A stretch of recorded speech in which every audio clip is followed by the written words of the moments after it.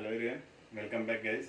As you can see on the board, I have kept the differentiation for electrochemical cell and electrolytic cell as it is so that we can revise that part, and if possible I will cover few points which I might have left out during the previous video. So in electrochemical cell, the first part is that we have to, when we are going to write on the differentiation, in that differentiation, that is a homework which you have to do by yourself. I will be explaining the different parts or the differentiations between these two. It's your job to write it down in your notebook in the form of points. So the first point which you should be using is by definition, and then we will go for the explanation part. So the definition for electrochemical cell and electrolytic cell that we are going to first understand. Based on that definition, electrochemical cell means what? Chemical energy is converted into electrical energy. As you can see over here, I am having an example where FeSO4 is anode which is getting corroded and cathode which is getting deposited.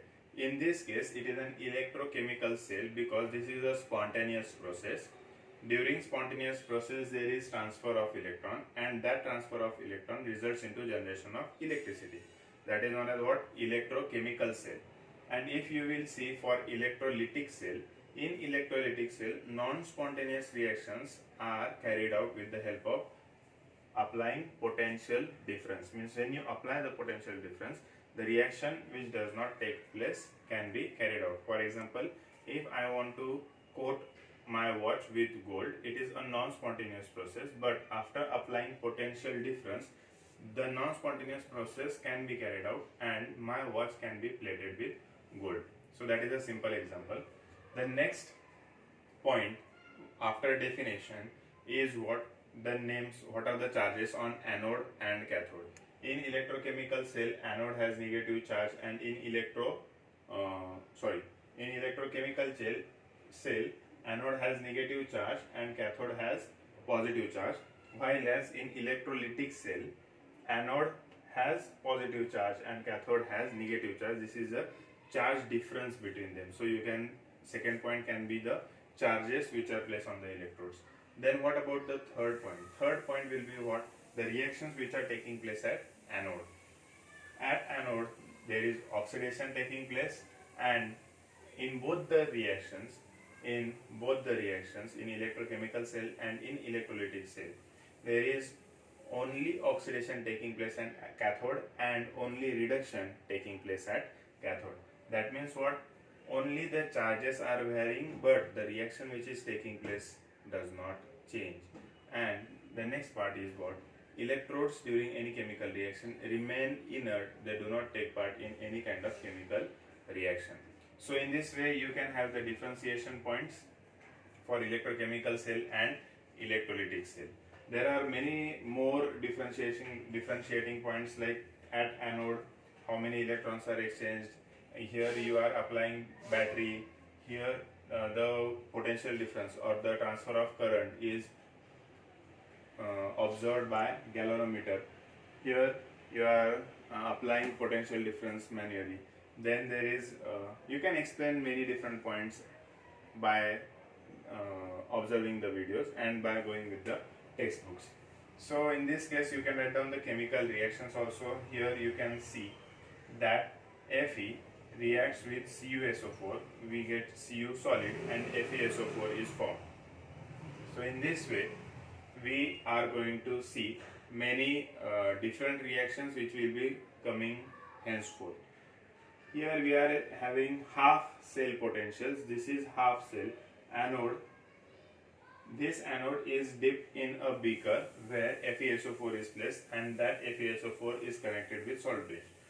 This whole apparatus is known as half cell, and this is also known as half cell. Two half cells come together to form a complete cell. This definition we are going to learn in Nernst reaction, when we are going to see the Nernst equation. In that case you will understand that, and we are also going to understand what is EMF or electromotive force. EMF is nothing but the potential difference which is applied between the electrodes and the solution. This gives us what? EMF of the cell. Now looking at the diagram, most of the part you might have understood. If you have not understood, you can go with the textbook. And as we will come forth, as we will be moving ahead, if we come across these definitions, I will again explain them.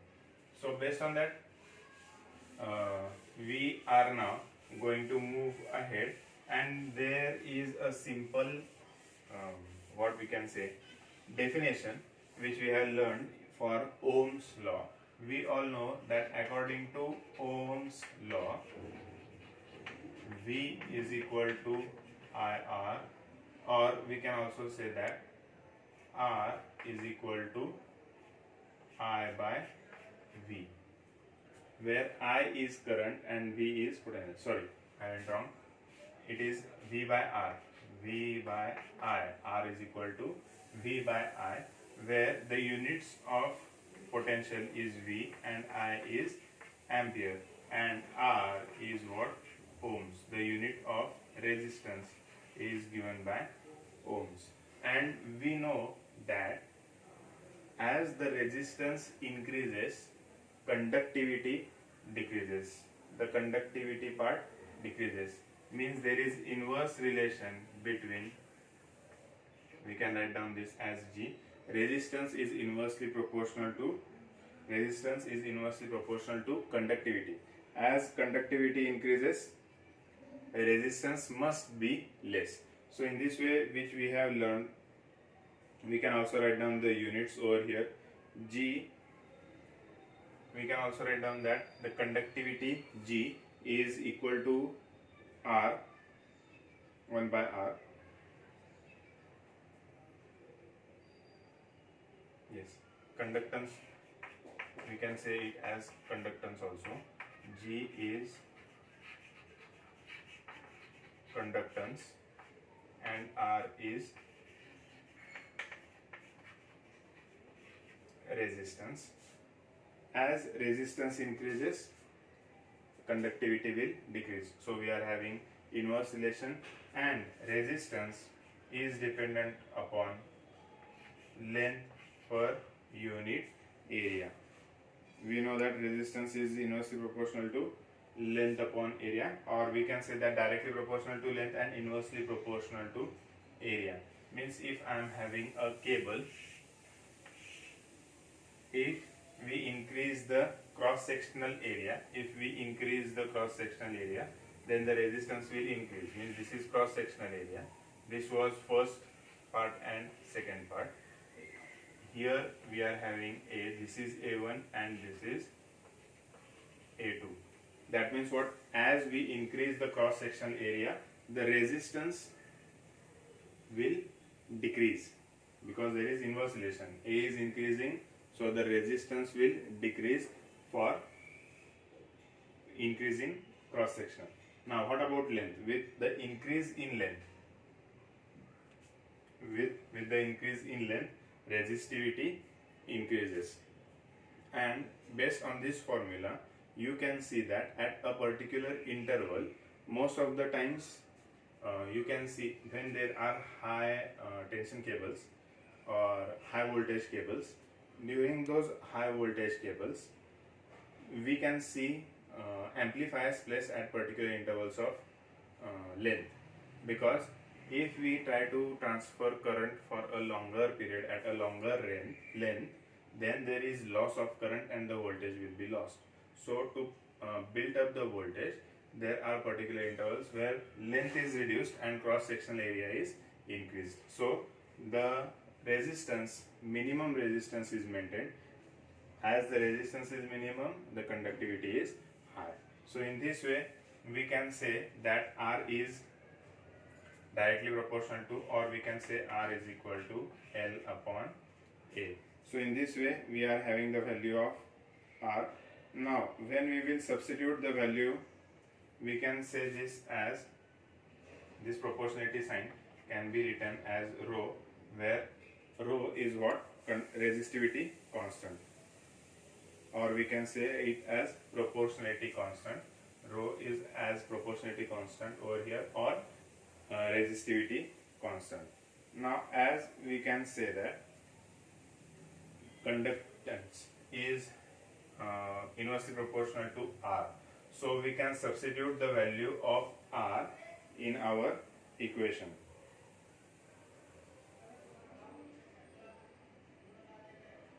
So we can say that as there is inverse relation between G and R, we can say that G is equal to rho L by A, where rho is what? Now it will be inverse, right? Because it is 1 by rho into L by A.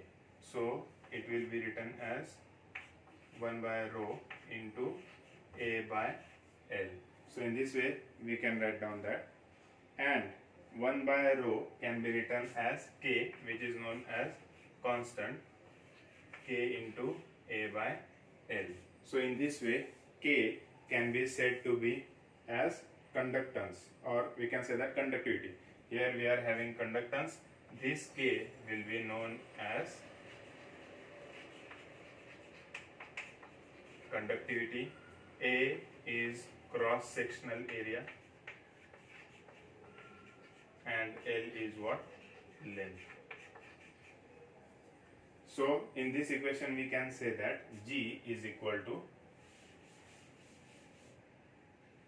we can say that G is equal to K into A by L.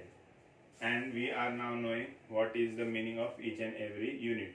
Now if we will pay attention over here, if A is cross sectional area, if we take that as 1 unit, and if we take L, length of that, as also 1 unit, in that case we can say that G is equal to K, right? We can say that G is equal to K, and when we will try to substitute the value, we will get the equation as K is equal to, we can now convert this equation as K is equal to G into, K is equal to G into L by A, L by A, and G is what? 1 upon R, so that will be K into 1 upon R into L by A. So in this way we are having now resistance of solution. This is what? Resistance of solution. L is the length or the distance between two electrodes.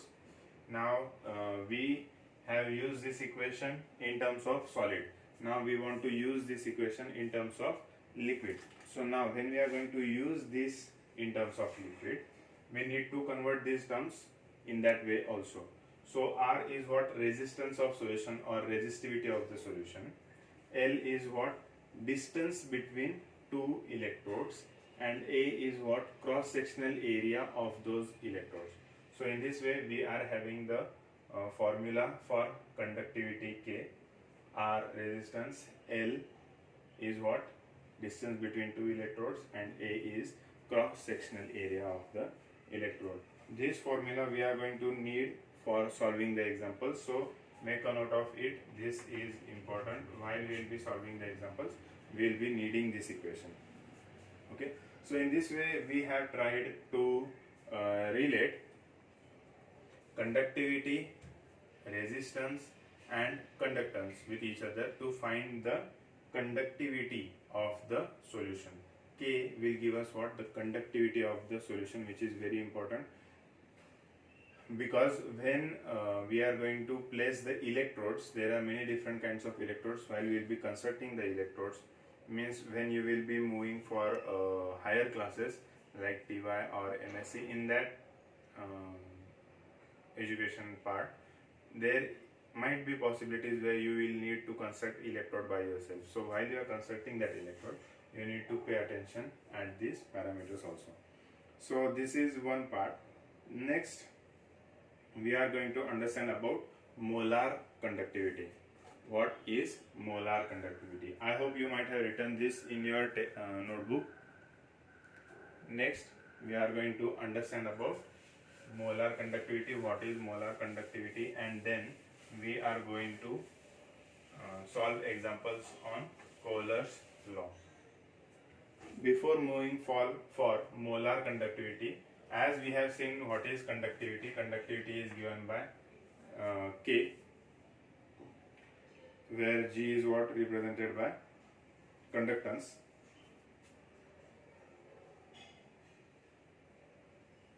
and it has units as Siemens.